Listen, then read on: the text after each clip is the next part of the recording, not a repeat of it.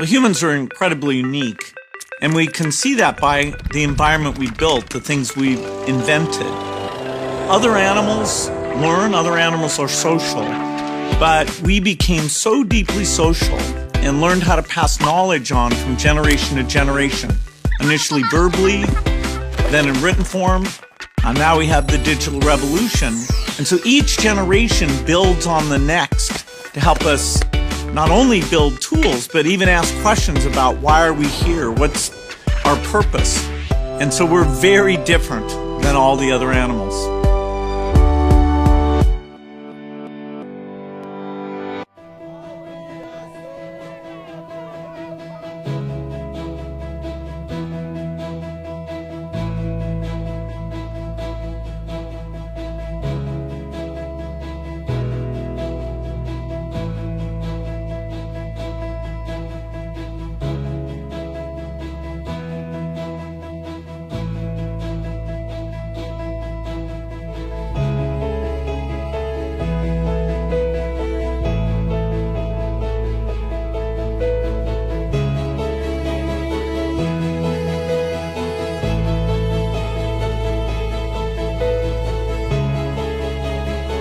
Are we going to ask you to support another campaign about empowering women and girls?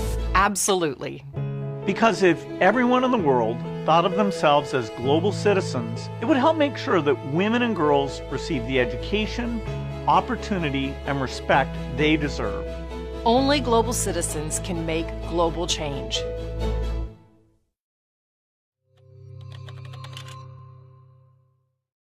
Every summer, I try to do a little extra reading. Here's a few books I've read recently that you might enjoy. On Immunity by Eula Biss. She explains the history of vaccination, why children who don't get vaccinated can even affect those who are vaccinated. She's a very good writer. I wish I could write as nicely as she writes. Should We Meet by Václav Smil. It's provocative the way he does the title, as though passing the responsibility to the reader, where we know it's pretty hard for people to give up meat. There are books that touch on this topic that don't have numbers in them, but this is Smil.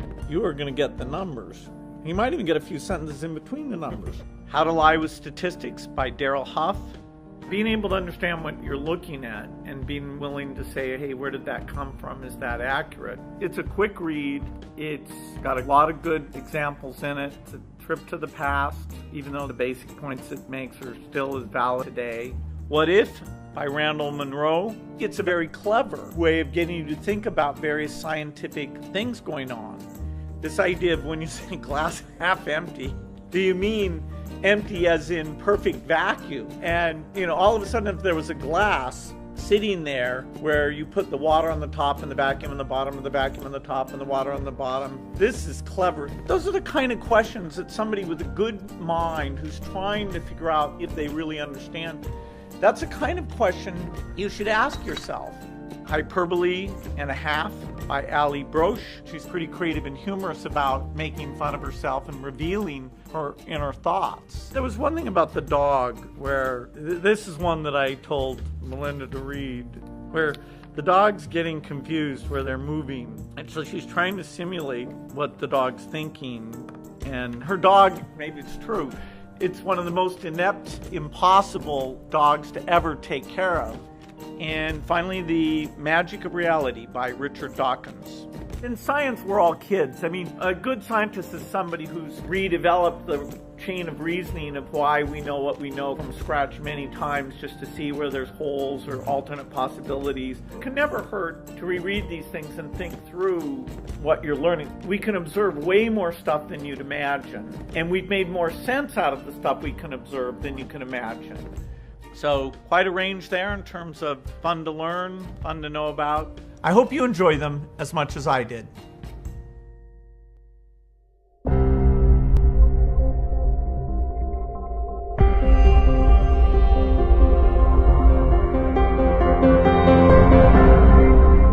Well, I'm very optimistic about where the world will be 50 years from now.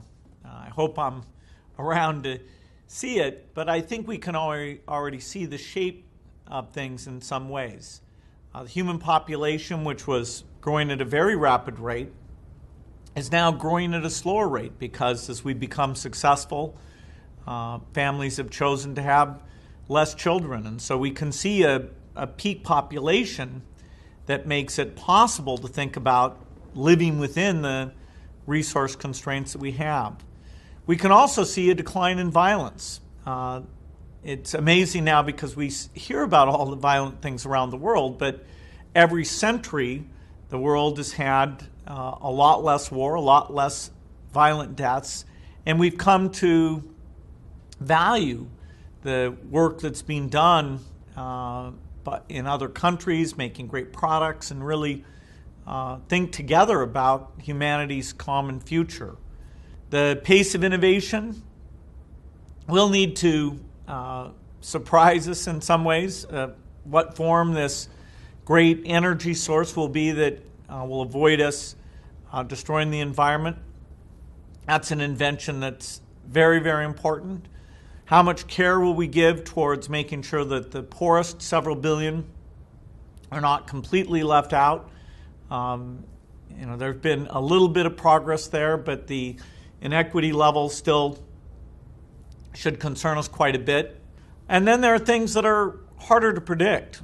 For example, how important will robots be in 50 years? Maybe 20 years ago, people, when they first heard about robots, thought, wow, that's pretty scary. What does it mean?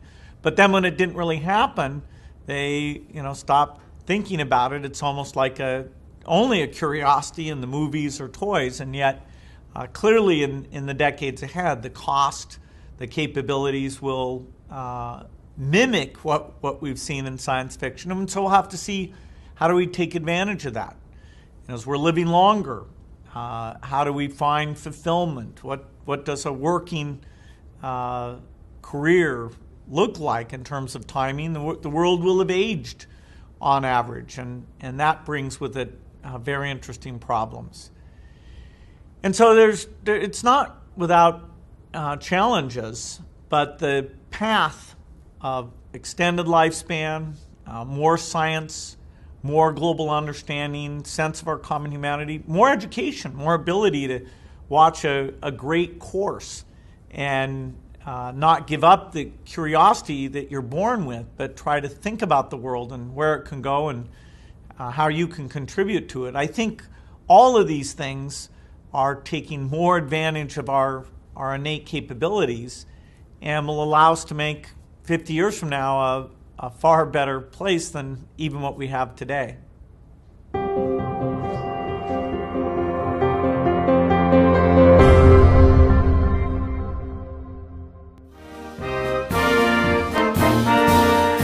So, Mr. Gates, the first question is for you. Why are partnerships such as the one between the Bill and Melinda Gates Foundation and the Canadian government so important to improving maternal, newborn, and child health? Well, really starting in 2010, the goals of the Gates Foundation and the goals of the Canadian government in helping out poor countries really got very much into alignment. This idea of helping mothers and children, improving nutrition. We've seen how dramatic the benefits of those things are.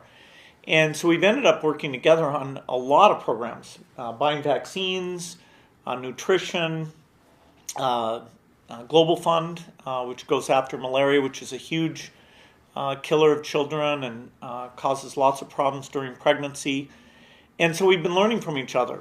Canada's gotten out in front on things like their grand challenges that includes saving minds, understanding how mental development is held back if you don't have the right type of diet. And it's been exciting to see that the number of kids who die, the number who don't get enough to eat, all of these things, there's been pretty rapid improvement. So it's a very positive story. We're committed to keep learning, take the countries where things have gone well and spread those practices to the other countries. So it's been a very strong partnership. We've been as aligned with Canada as any partner, and very enthused about what we're able to achieve. Prime Minister, why is maternal, newborn, and child health one of Canada's top development priorities? Well, I think Canadians have heard me say this many times.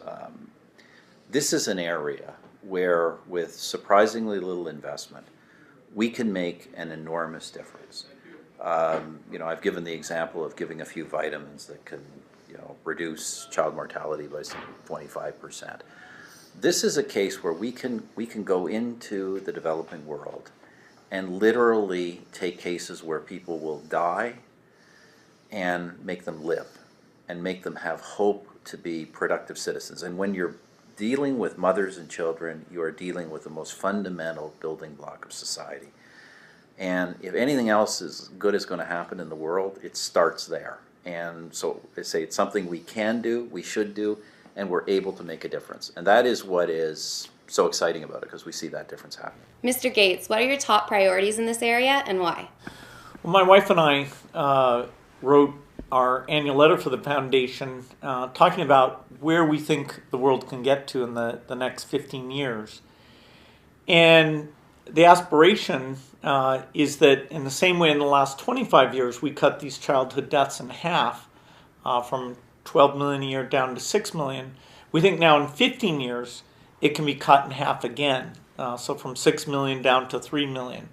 Now there are several elements to that. We've got to get all the vaccines that U.S. and Canadian children take for granted that they get those out to all the children of the world who are actually more vulnerable to these diarrheal and pneumonia diseases. And the recent extremely successful fundraising for the Global Alliance for Vaccines that Canada was a very large and generous participant in, that lays the foundation that actually in the next 5 years we'll get those vaccines out to all those children. We need to make progress on malaria in Africa. That's a significant part of the children's deaths. And so we've had discussions today, meeting with the experts and talking about what goals should be set and how are we going to achieve that. Overall, health is an enabling factor. And the goal here is to have these countries be self-sufficient. And we've seen Brazil, Mexico, many countries, India in the reasonably near future will be self-sufficient. And so even the countries in Africa that are still in a tough situation, if we lend them a hand and help out with these really central issues, starting with health, but then education, agriculture, then they will get to the point where they're completely self-sufficient. So in 15 years, I think there'll be very few countries left that are in need of aid. At least a half of the ones that we're helping today will be graduating, and that's great success. A lot of healthy children contributing to the world. Prime Minister, what are you announcing today and why is it significant? Well, look, we're just reiterating today what we've been doing, which is contributing to a range of causes on child, newborn and maternal health, obviously including some of the things that Bill has talked about, vaccine support, many things I've been announcing around the world. We just want to keep pushing this forward at every opportunity. We're in the process of developing something internationally called the new Millennium Development Goals, and I think we're both a bit worried there's a bit of a lack of focus creeping in, and we just want to keep our country, which has supported this so strongly, and the world focused on the really big things where we can make transformational changes to the planet. And so that's really what we're doing today. And I just want to spend a moment, if I could just, talking about the Gates Foundation while Bill is here. Look, it's been just, Gates Foundation has been a fantastic partner. I don't think most people really appreciate the effect the Gates Foundation itself has had in the international development area. It's brought a kind of a business-oriented rigor, focus on results, achievements. It has a range of capacities all the way from scientific research through to delivery, and of course a scale of funding that is really unique. So it's been a great partner for Canada, but it's a great organization that's really helping the world, and we're really honored that Bill could join us just as Melinda joined us for the conference back in Toronto in May.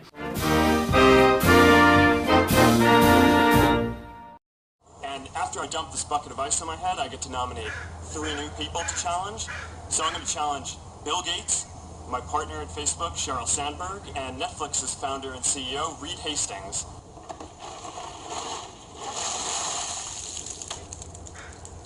I'm glad to give to ALS. It's a great cause, but I want to accept this challenge. I want to do it better than it's been done. Been working on this, you know, got this design. There we go. Yeah, it's gonna be great.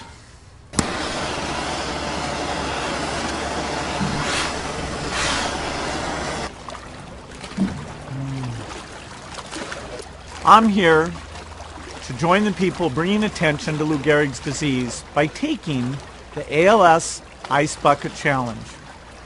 I'm going to challenge 3 more people: Elon Musk, Ryan Seacrest, and Chris Anderson of TED. Consider yourself challenged. You have 24 hours. Good luck.